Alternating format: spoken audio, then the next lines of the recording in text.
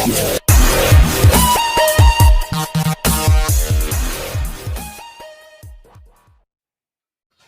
Student, स्वागत है आपका हमारे YouTube channel science digital study point पर। और हम पढ़ रहे हैं 12th एनसीईआरटी का एक बेहद important chapter molecular basis of inheritance, जिसे हम हिंदी में वंशागति का आणविक आधार बोल सकते हैं। और इस चैप्टर में हमने अब तक लगभग 9 वीडियो बना चुके हैं और हमने पिछले लेक्चर में इस चैप्टर में देख चुके थे कि वास्तव में ट्रांसलेशन और ट्रांसक्रिप्शन की प्रोसेस क्या होती है।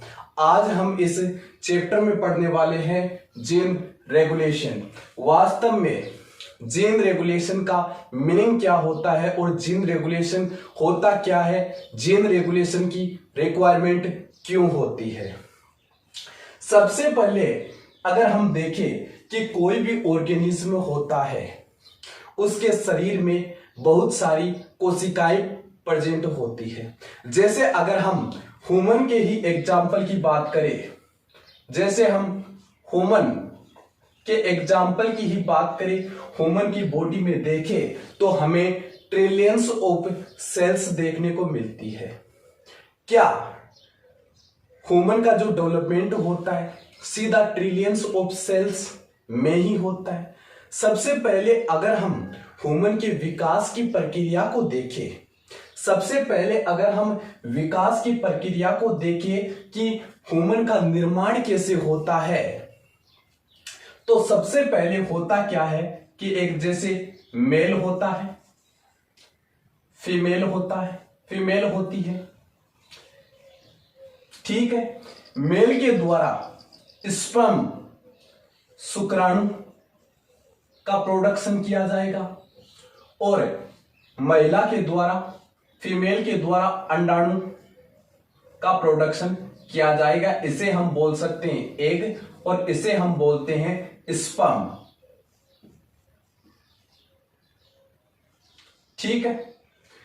अब होता क्या है कि शुक्राणु और अंडाणु, स्पर्म और एग आपस में फर्टिलाइज करेंगे और फर्टिलाइजेशन के फलस्वरूप हमें द्विगुणित जायगोट का फॉर्मेशन देखने को मिलेगा। यह होगा भाई 2n जायगोट।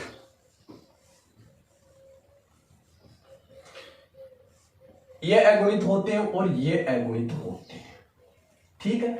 हम समझ रहे हैं कि जीन का रेगुलेशन की रिक्वायरमेंट क्यों होती है। तो जो 2n जायगोट होता है ये एक कोशिकीय होता है, लेकिन इसमें केंद्रक 2 होते हैं। कौन कौन से भाई? एक तो शुक्राणु का केंद्रक और एक अंडाणु का केंद्रक हमें देखने को मिलता है। अब इस सेल में ये एक कोशिका होती है, जायगोट द्विगुणित एक कोशिका होती है। इसका मतलब कि इसमें 46 गुणसूत्र हमें देखने को मिलेंगे। यह एक कोशिका है ओनली जिसमें हमें 46 गुणसूत्र देखने को मिलते हैं। अब इसमें सबसे पहले तो विदलन होता है। विदलन के दौरान जो समसूत्री विभाजन के समान ही होता है, इनके गुणसूत्रों की संख्या समान रहती है। पहले विदलन होगा और फिर इस जो जायगोट होता है, इस जायगोट का 32 कोशिकीय अवस्था में इंप्लांटेशन होगा, जिसे हम बोलते हैं गैस्ट्रुलेशन स्टेज। गैस्ट्रुलेशन स्टेज बोलते हैं। गैस्ट्रुलेशन स्टेज में इसका विदलन हो जाएगा, ठीक है।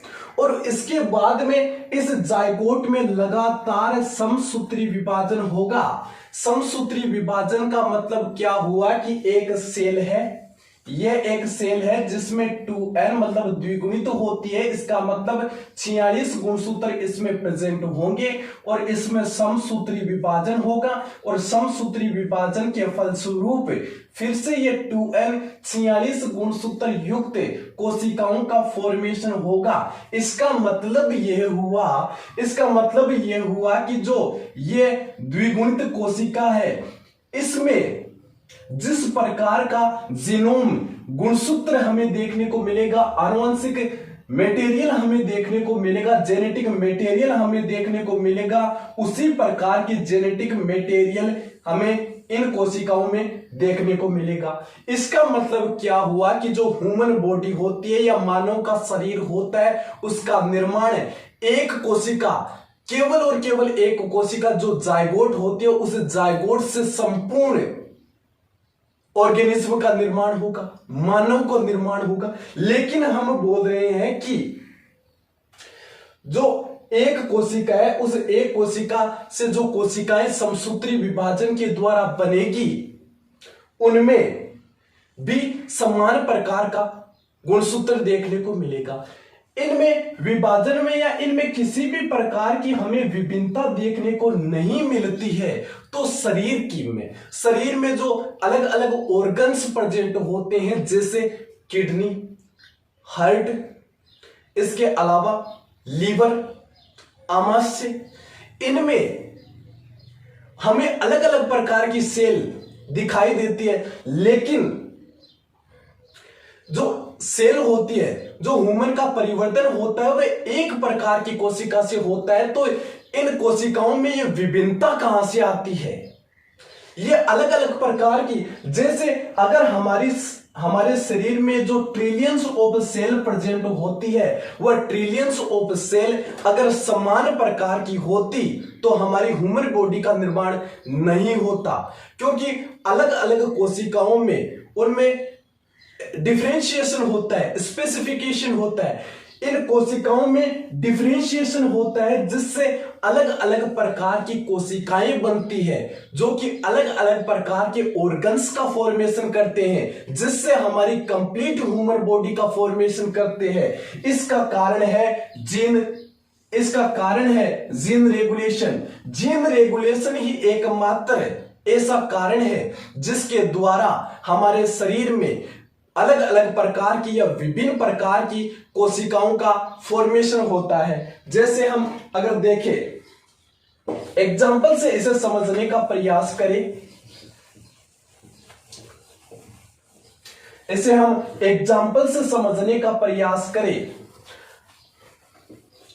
तो जैसे हमारे शरीर में अलग अलग कोशिकाएं क्यों बनती है। जैसे ये एक किडनी की सेल है, किडनी, ये एक हार्ट की सेल है, ये नर्वस सिस्टम की सेल है। ठीक है, नर्वस सिस्टम की सेल है या न्यूरल सेल बोल सकते हैं। ठीक है, जब ये सभी कोशिकाएं केवल एक सिंगल कोशिकीय जायगोट से बनती है तो यह सेल्स अलग अलग प्रकार की क्यों होती है। लेकिन इनमें जो जेनेटिक मटेरियल होता है, जो 46 गुणसूत्र प्रेजेंट होते हैं, वह समान प्रकार के होते हैं। इसका मतलब इन सभी सेल्स में जेनेटिक मटेरियल डीएनए समान प्रकार का होगा। लेकिन इन तीनों कोशिकाओं या हमारी बॉडी में जितने भी अलग प्रकार की कोशिकाएं हैं, उन कोशिकाओं में अंतर ये होगा कि इसमें जो जीनोम प्रेजेंट होता है, जैसे ये इतना जीनोम प्रेजेंट होता है, ये किडनी का इतना जीनोम होता है और बाकी ये जीनोम सेम हो गया। जैसे ये इसका जीनोम हो गया और ये हार्ट का जीनोम है, और ये जैसे कंप्लीट जीनोम हो गया और इसमें ये नर्वस सिस्टम की सेल का जीनोम है। इसमें होगा क्या? जीन रेगुलेशन की प्रोसेस के द्वारा इन सेल्स में होगा क्या कि जैसे ये कंप्लीट जीनोम है, इस कंप्लीट जीनोम में जो जीन प्रेजेंट होते हैं, इन जीन को एक्सप्रेस होने से रोक दिया जाएगा ओनली ये किडनी के सेल्स वाला जीनोम ही एक्सप्रेस होगा, जिससे ये किडनी वाले जीन्स, किडनी वाली सेल का फॉर्मेशन होगा। इन जीन्स को रोक दिया जाएगा। इसी प्रकार इस हार्ट सेल में हार्ट सेल बनाने वाले जीन ही एक्टिवेट होंगे। ये जीन ओनली हार्ट बनाने वाली सेल के लिए ये हार्ट सेल वाले जीन ही एक्सप्रेस होंगे, बाकी जीन एक्सप्रेस नहीं होंगे। इन्हें जीन रेगुलेशन की प्रोसेस के द्वारा रोका जाता है। इसी प्रकार इनमें होगा। ठीक है, इसका मतलब कि जीन रेगुलेशन प्रोसेस एक बेहद इंपॉर्टेंट प्रोसेस है, जिससे ह्यूमन बॉडी में डिफरेंशिएशन होता है, स्पेसिएशन होता है, जिससे ह्यूमन बॉडी में अलग अलग प्रकार की सेल्स का फॉर्मेशन होगा और अलग अलग प्रकार के ऑर्गन्स का फॉर्मेशन होगा। जबकि ह्यूमन बॉडी का फॉर्मेशन एक सिंगल सेल जाइगोट के द्वारा होता है। फिर भी विभिन्न प्रकार की या भिन्न भिन्न प्रकार के हमारे बॉडी में सेल्स का फॉर्मेशन होगा।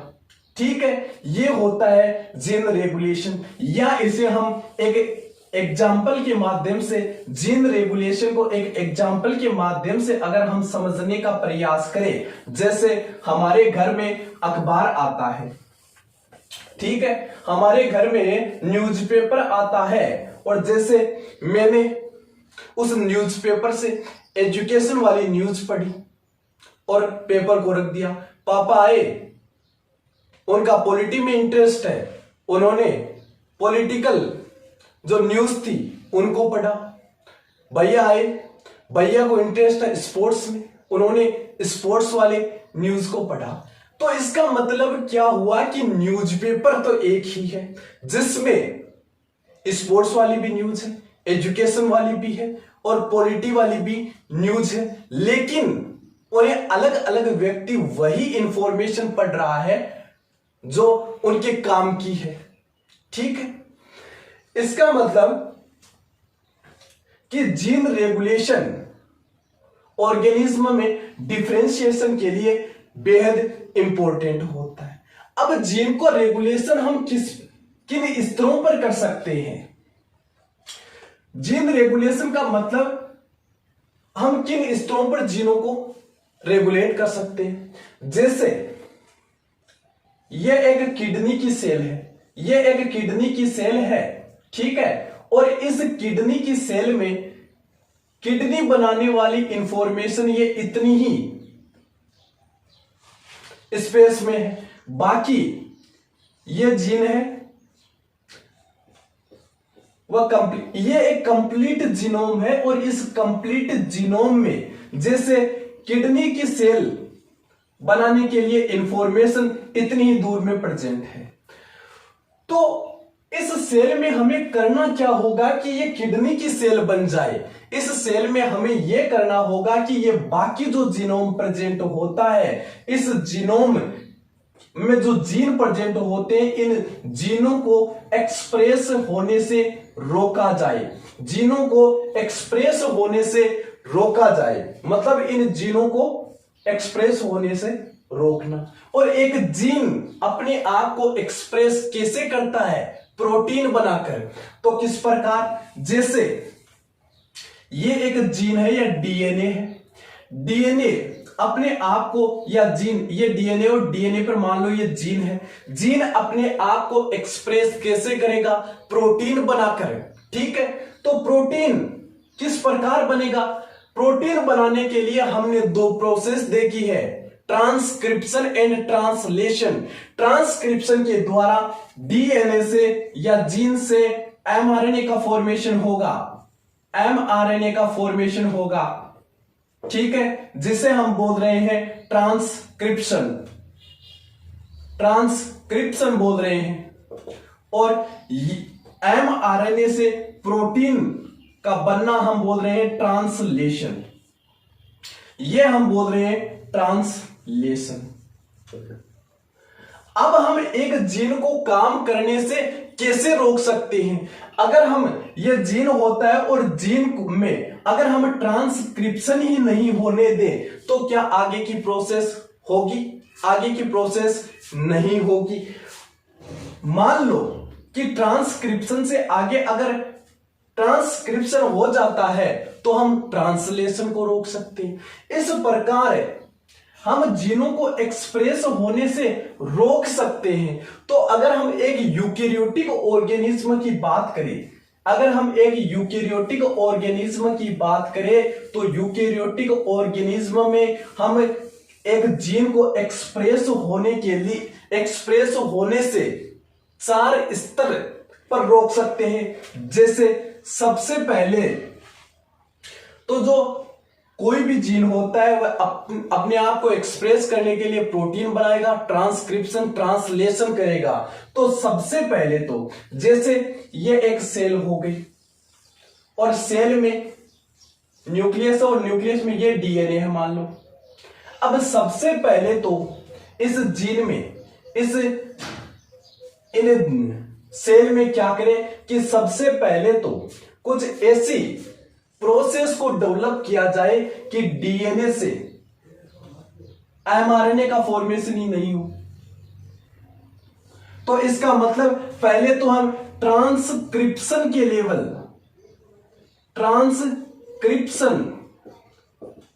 ट्रांसक्रिप्शन लेवल पर हम जीन को रेगुलेट कर सकते हैं, जीनों को एक्सप्रेस होने से रोक सकते हैं। दूसरा, मान लो कि किसी कारणवश जैसे डीएनए से एमआरएनए बन भी गया तो एमआरएनए जो यूकेरियोटिक ऑर्गेनिज्म होते हैं, इन यूकेरियोटिक ऑर्गेनिज्म में जो एमआरएनए बनता है वह एक्चुअल एमआरएनए न होकर एचएनआरएनए होता है, एचएनआरएनए होता है। इसका मतलब क्या हुआ कि एक्चुअल आरएनए बनाने के लिए इसमें स्प्लाइसिंग की प्रोसेस करनी पड़ती है। तो दूसरा लेवल क्या हो जाएगा कि हम स्प्लाइसिंग की प्रोसेस को नहीं होने दें, स्प्लाइसिंग की प्रोसेस को नहीं होने दें। ठीक है। तीसरा लेवल यह होगा कि मान लो डीएनए से एमआरएनए का फॉर्मेशन हो गया, स्प्लाइसिंग की प्रोसेस भी हो गई, लेकिन एमआरएनए बनने के बाद प्रोटीन के फॉर्मेशन के लिए साइटोप्लाज्म में आएगा। तो इसे कुछ ऐसा किया जाए कि ये न्यूक्लियर मेम्ब्रेन से साइटोप्लाज्म में नहीं आ पाए, इसका हम ट्रांसपोर्ट को रोक देते हैं, ट्रांसपोर्ट को रोक देते हैं कि एमआरएनए यदि साइटोप्लाज्म में नहीं आ पाएगा तो प्रोटीन का फॉर्मेशन नहीं होगा। अगर मान लो कि एमआरएनए साइटोप्लाज्म में भी आ गया तो इससे राइबोसोम को जोड़ने से रोका जाए, मतलब हम ट्रांसलेशन के लेवल पर हम इसे रोक सकते हैं। तो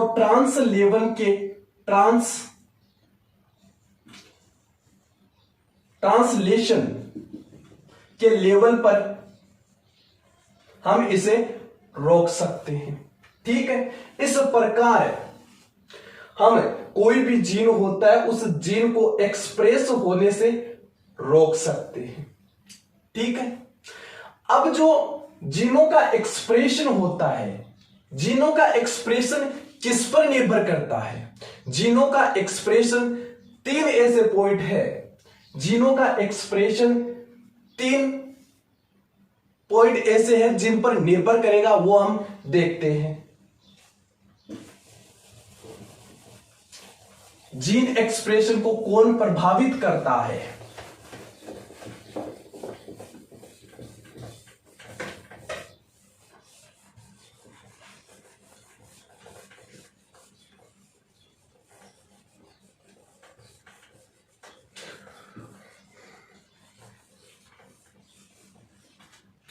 जीन एक्सप्रेशन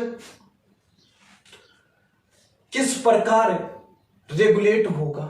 मतलब कुछ ऐसे फैक्टर्स होते हैं जिनके द्वारा जीन रेगुलेशन की प्रोसेस अफेक्ट होती है। फैक्टर्स, सबसे पहले तो अगर हम बात करें तो कोई भी सेल होती है या कोई भी ऑर्गेनिज्म होता है, उसकी जो मेटाबॉलिक एक्टिविटी है, वह मेटाबॉलिक एक्टिविटी जीनों को एक्सप्रेस करने का कार्य या जीनों के रेगुलेशन का कार्य करती है। जैसे पहले तो होती है मेटाबॉलिक एक्टिविटी, इसे हम एक एग्जाम्पल के माध्यम से समझेंगे कि वास्तव में ये किस प्रकार, ये मेटाबॉलिक एक्टिविटी किस प्रकार जीन के एक्सप्रेस होने या नहीं होने में इंपॉर्टेंट रोल प्ले करती है। एक एग्जाम्पल ले ई कोलाई का, एक एग्जाम्पल लेते हैं हम ई कोलाई का। अब होता क्या है, ये जो ई कोलाई होता है, इसका भोजन फूड होता है ग्लूकोज। जब हम इस ई कोलाई को संवर्धित करवाते हैं और संवर्धन माध्यम में इस ई कोलाई को खाने के लिए जब ग्लूकोज देते हैं, तब तो इसमें कोई प्रॉब्लम नहीं होती।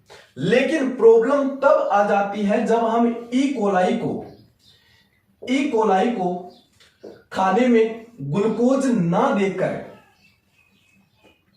लैक्टोज देते हैं। ग्लूकोज ना देकर लैक्टोज देते हैं तब दिक्कत आ जाती है, क्योंकि इसको चाहिए ग्लूकोज लेकिन हम दे रहे हैं लैक्टोज। तो ये ई कोलाई इस लैक्टोज को कन्वर्ट करेगा ग्लूकोज में, और इस ग्लूकोज में कन्वर्ट करने के लिए इस ई कोलाई में एक एंजाइम बनेगा, बीटा ग्लैक्टोसाइडेज एंजाइम।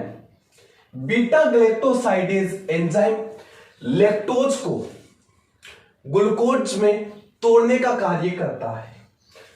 अगर ये बीटा ग्लैक्टोसाइडेज बनेगा तभी ये ग्लूकोज का फॉर्मेशन होगा, और जब हम इसे लैक्टोज देते हैं तो ये लैक्टोज को ग्लूकोज में परिवर्तित करने के लिए बीटा ग्लैक्टोसाइडेज ई कोलाई बनाएगा और ये ग्लूकोज में परिवर्तित करेगा और ई कोलाई ग्लूकोज को अपना भोजन ग्रहण करेगी। ठीक है, इसका मतलब क्या हुआ कि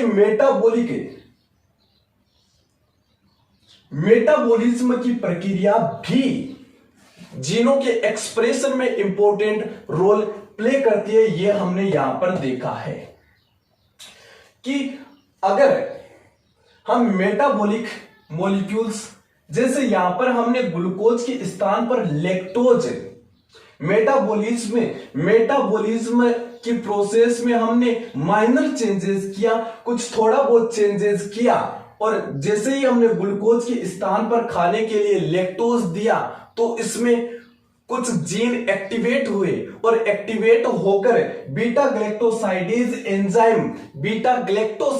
एंजाइम का फॉर्मेशन किया, जो कि ग्लूकोज को तोड़ने के लिए, लैक्टोज को तोड़ने के लिए रोल प्ले करते हैं और ग्लूकोज में परिवर्तित करते हैं।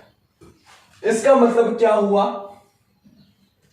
कि जीन के रेगुलेशन के लिए मेटाबॉलिक एक्टिविटी अपना इंपॉर्टेंट रोल प्ले करती है। दूसरा, अगर हम बात करें external environment,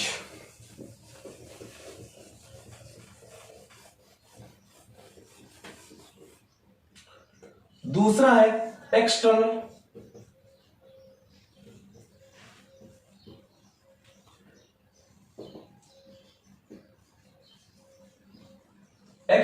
environment. External environment का मतलब क्या हुआ कि बाह्य जो वातावरणीय स्थिति है वातावरणीय स्थिति है वह ऑर्गेनिज्म के शरीर में जीनों के एक्सप्रेस होने के लिए इंपॉर्टेंट रोल प्ले करती है। जैसे हम एक एग्जांपल के माध्यम से देखने का प्रयास करें, जैसे वेस्ट इंडीज, जो वेस्ट इंडीज के लोग होते हैं उनका कलर होता है, वेस्ट इंडीज के लोग काले रंग के होते हैं, जबकि अगर हम इंग्लैंड के लोगों को देखें तो ये व्हाइट होते हैं, बिल्कुल गोरे रंग के होते हैं। और अगर हम इंडिया की बात करें तो इंडिया में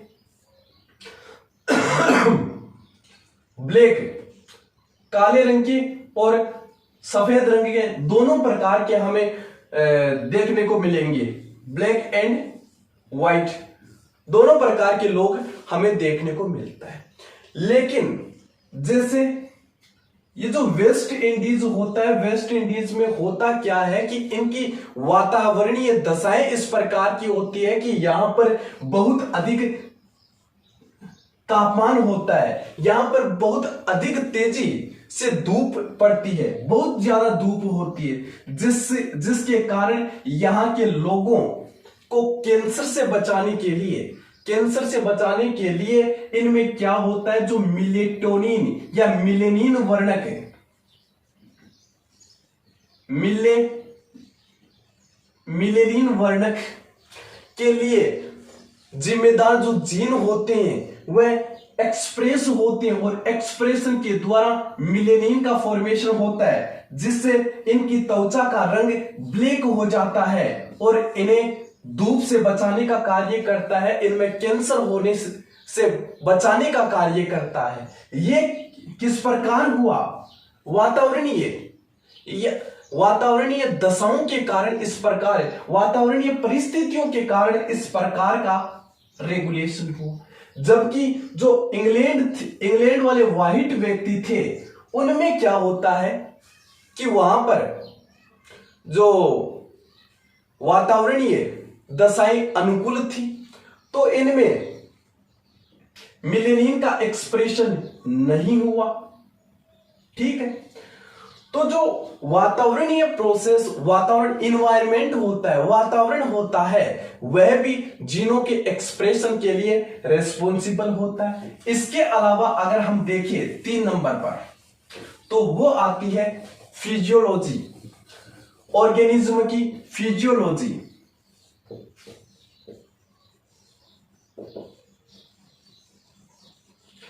ऑर्गेनिज्म की कार्य की या फिजियोलॉजी, उनके बॉडी के फंक्शंस के अकॉर्डिंग जीन एक्सप्रेस होते हैं।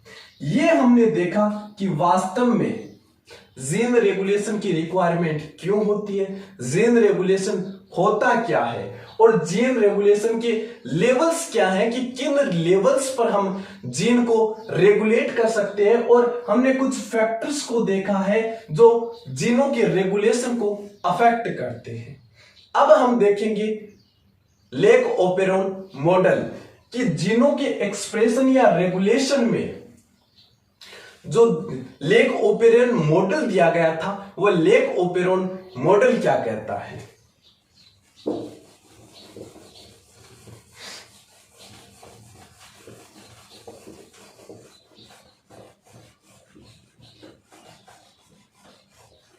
तो अब आता है lac operon model, lac operon model.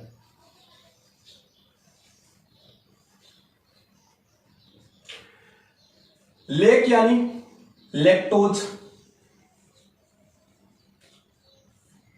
और ओपेरॉन यानी group of genes, set of genes, set of genes. इसका मतलब कि लैक्टोज के लिए जो सेट ऑफ जीन होता है वह हम इसमें पढ़ने वाले। लेक का अर्थ होगा लैक्टोज और ओपेरॉन यानी जीनों का समूह होगा। ठीक है, तो हम देखते हैं कि लेक ओपेरॉन की प्रोसेस किस प्रकार होती है और क्या होती है। और ये जो लेक-ओपेरोन मॉडल है ये जैकब और मोनार्ड के द्वारा दिया गया। जैकब और मोनार्ड, ठीक है। अब होता क्या है इस लेक-ओपेरोन मॉडल में, जैसे हमने कहा है कि ई कोलाई ऑर्गेनिज्म होता है और ई कोलाई को फूड के रूप में ग्लूकोज ही चाहिए होता है,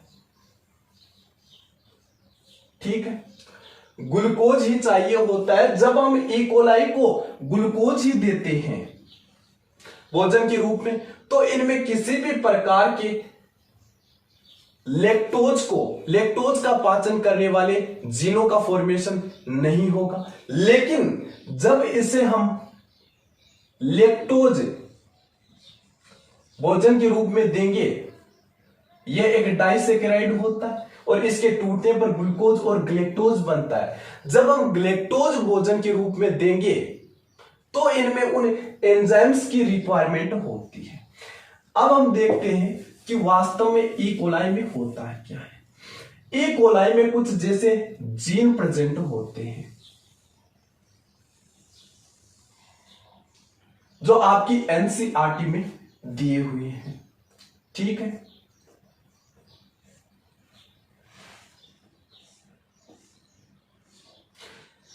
जैसे कुछ सेट ऑफ जीन प्रेजेंट होते हैं, set of genes E coli में प्रेजेंट होते हैं और ये होंगे ई कोलाई के जीन, ई कोलाई। अब वास्तव में इनमें होता क्या है कि ये यहां पर प्रमोटर प्रेजेंट होगा और यहां पर ये इनहिबिटर जीन प्रेजेंट होगा। प्रमोटर, ये इनहिबिटर जीन मतलब एक विशेष प्रकार की प्रोटीन का फॉर्मेशन करती है जो रिप्रेसर प्रोटीन होती है। और कोई भी जीन होता है उस जीन को एक्सप्रेस करने के लिए उसका खुद का प्रमोटर होता है। तो ये इनहिबिटर जीन का ये हो गया प्रमोटर, ठीक है। और ये इसमें हमें 3 जीनों का सेट हमें देखने को मिलेगा जिसे हम जेड जीन, वाई जीन और ए जीन बोलते हैं। और इन जीन का ये हो गया प्रमोटर और इन जीनों का एक ऑपरेटर भी होता है जो इन जीनों का नियंत्रित करने का कार्य करता है। इसका मतलब क्या हुआ कि जो ई कोलाई ऑर्गेनिज्म है, ई कोलाई ऑर्गेनिज्म में हमें लैक्टोज के एक्सप्रेशन के लिए हमें ये जीन हमें देखने को मिलते हैं। अब होता क्या है, जैसे ही हमने ई कोलाई को संवर्धन माध्यम में संवर्धित करवाया, पहले तो हम इन जीनों का नाम लिख लेते हैं। ये तो हो गई भी, पी का मतलब प्रमोटर साइट, प्रमोटर साइट हो गई प्रोमोटर, ठीक है। ये हो गया इनहिबिटर जीन, इनहिबिटर जीन, ये इनका प्रमोटर हो गया, ये हो गया ऑपरेटर। ये जीन होते हैं बीटा ग्लैक्टोसाइडेज एंजाइम, ठीक है। ये जो वाई एंजाइम है, वाई जीन है, इसके द्वारा, ये जो जेड जीन है इसके द्वारा बीटा ग्लैक्टोसाइडेज एंजाइम का फॉर्मेशन होगा। वाई के द्वारा परमिएज एंजाइम का फॉर्मेशन होगा और ए जीन के द्वारा ट्रांस एसिटाइलेज के द्वारा ट्रांस एसिटाइलेज एंजाइम का फॉर्मेशन होगा, ठीक है। अब होता क्या है कि इससे लगातार ये इनहिबिटर जीन है और इनहिबिटर जीन का स्वयं का आरएनए बनेगा। ये लो भाई ट्रांसक्रिप्शन की प्रोसेस होगी और इससे एमआरएनए का फॉर्मेशन होगा इनहिबिटर जीन के द्वारा एमआरएनए का, और ये इनहिबिट करने का कार्य करते हैं, इसलिए हम इसे रिप्रेसर एमआरएनए भी बोलते हैं, प्रेशर एमआरएनए बोलते हैं। ठीक है, रिप्रेसर एमआरएनए हमने बोल दिया। अब इस रिप्रेसर एमआरएनए से रिप्रेसर प्रोटीन का फॉर्मेशन होगा।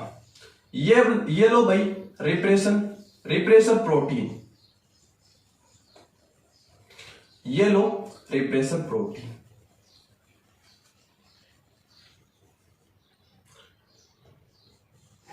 Repressor protein. अब होता क्या है कि हम ई कोलाई को भोजन के रूप में जैसे ग्लूकोज देते हैं, ग्लूकोज देते हैं, तो ये प्रोसेस इतनी तो होगी, लेकिन जैसे ही मीडियम में ग्लूकोज प्रेजेंट होता है, और ये प्रोसेस किसके लिए होती है भाई, ये सभी जीन लैक्टोज के लिए जिम्मेदार होते हैं, क्योंकि जो बीटा ग्लैक्टोसाइडेज एंजाइम है ये लैक्टोज को ग्लूकोज में परिवर्तित करने का कार्य करते हैं। जब हम मीडियम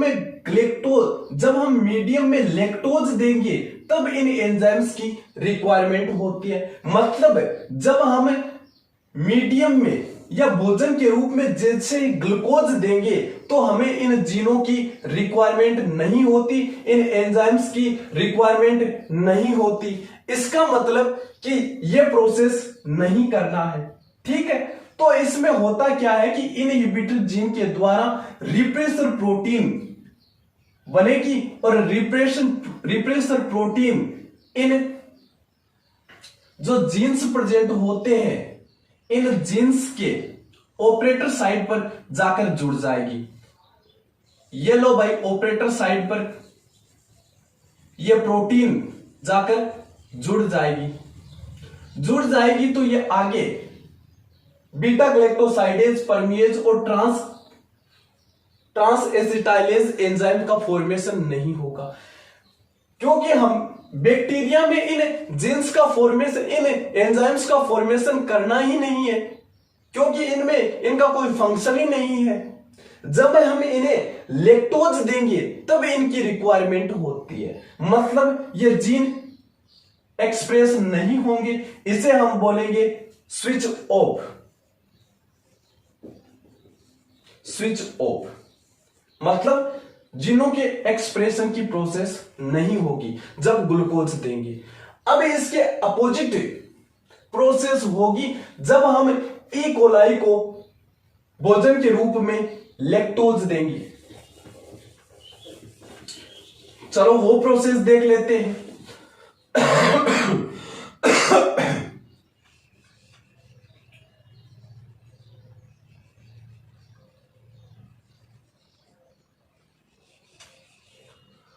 चलो हम देख लेते हैं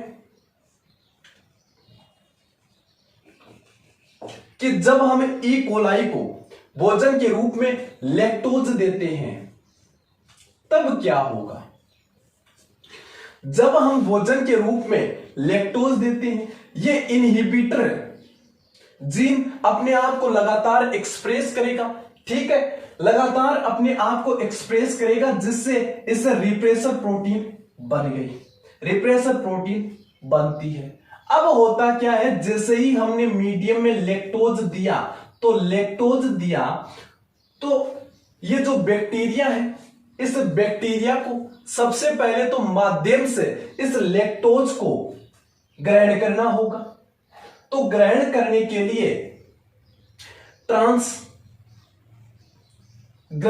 के लिए परमिएज एंजाइम की आवश्यकता होगी, क्योंकि यह परमिएज एंजाइम बैक्टीरिया की मेम्ब्रेन को लैक्टोज के प्रति परमिएबिलिटी बढ़ाता है, और जैसे ही इसको ग्रहण कर लेगा तो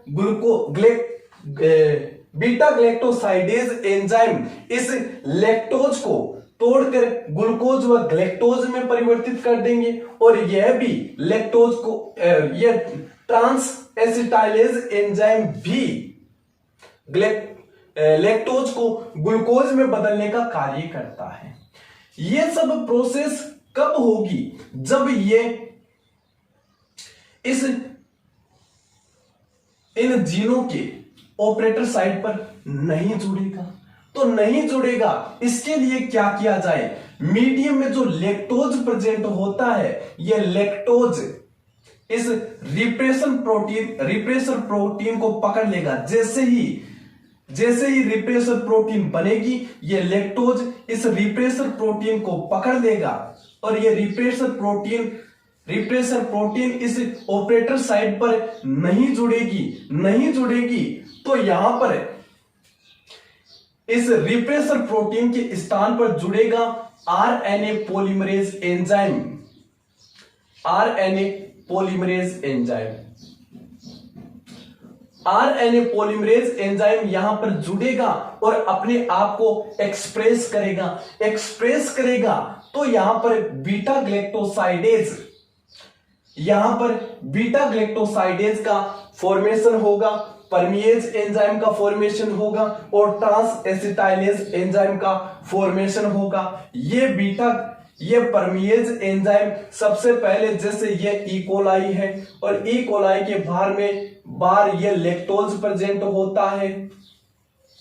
सबसे पहले परमिएज एंजाइम इस बैक्टीरिया की जो मेम्ब्रेन प्रेजेंट होती है, इसकी लैक्टोज के प्रति परमिएबिलिटी बढ़ाता है, जिससे ये लैक्टोज मॉलिक्यूल बैक्टीरिया के अंदर आएंगे, इसकी बॉडी के अंदर आएंगे और उसके बाद में ये बीटा ग्लैक्टोसाइडेज एंजाइम इस पर लैक्टोज पर फंक्शन करेगा और लैक्टोज को ग्लूकोज प्लस गैलेक्टोज में बदल देगा।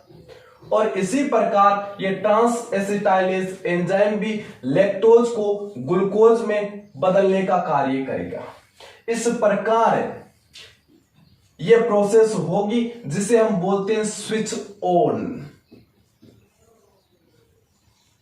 इसका मतलब क्या हुआ कि लेक ओपेरोन की प्रोसेस में जब हम ग्लूकोज देते हैं तो स्विच ऑफ होता है। ग्लूकोज की प्रोसेस में किसी भी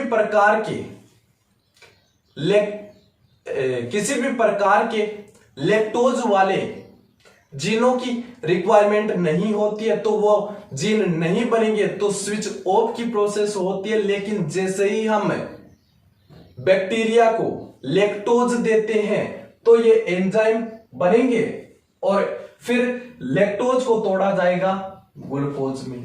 इस प्रकार बैक्टीरिया में जीन रेगुलेशन की प्रोसेस होती है। आज हमने इस लेक्चर में क्या देखा है कि वास्तव में पहले तो जीन रेगुलेशन क्या होता है, जीन रेगुलेशन की रिक्वायरमेंट क्यों होती है, जीन रेगुलेशन को किन स्तरों पर हम जीनों को रेगुलेट कर सकते हैं, उनको जीनों के रेगुलेशन को कौन से फैक्टर अफेक्ट करते हैं, और हमने देखा है कि लेक ओपेरोन मॉडल क्या होता है। ठीक है, आज के लिए इस लेक्चर में बस इतना ही। Thank you so much, have a nice day. Thank you.